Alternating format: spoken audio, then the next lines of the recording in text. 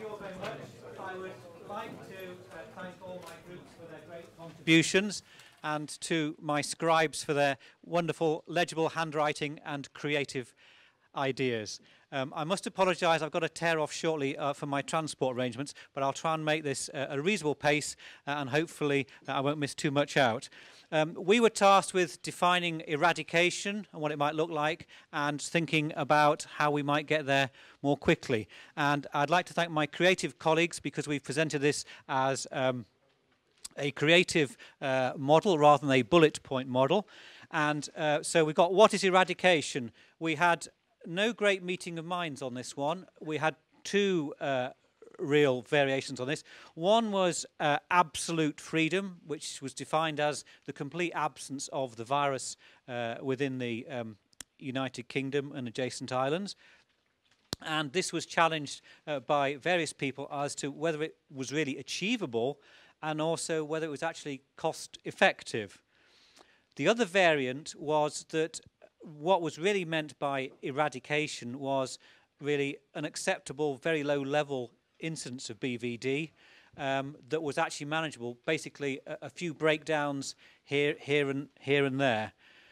So having decided we couldn't actually agree what eradication might look like, we then went into, well, if we take it, there's an awful lot less of it to start with, how can we get there more quickly? There was widespread agreement that we need legislation. Agreement on exactly the details of legislation were less forthcoming. The general ideas was we need compulsory testing and establishing a formal holding or herd status from that.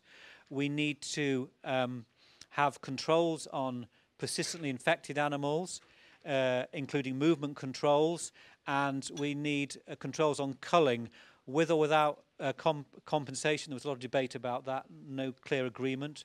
And there was also an idea that we should have movement controls on high-risk herds. So the idea was that we actually made it quite onerous for people to comply with the restrictions to an extent that they would want to comply and get rid of PIs and the problem more quickly themselves. Another major strand of what was required was a database, and this isn't just a pot of data, this is really a fairly open access database. There was quite a lot of commentary from various parties, not only vets, that while there was data, it was sometimes quite hard to access out there. So an open access database, accessing the data cross-border, real-time animal information would be the ideal, and perhaps bells and whistles, we could link it to a mapping system and have maps of location shown up there. Another strand was biosecurity, and perhaps we can be more clever about how we spread the idea of this, and there was a lot of enthusiasm from tag companies about supplying information to this when they sell tags, and ideas of tag companies linking up with laboratories so they could perhaps provide an all-in-one deal. You buy the tag from us and it includes a fee for the processing of the sample and also potentially a cost for putting it on a database, whoever's database that is. And another big strand was leadership. It was felt by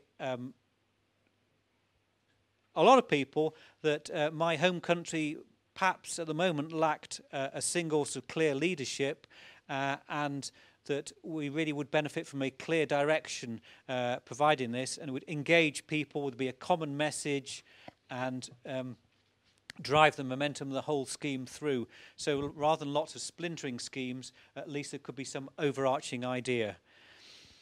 In summary, we think there should be appropriate infrastructure, there should be leadership, and there should be very heavily focused on communicating a single clear message and ownership and legislation, legislative backup.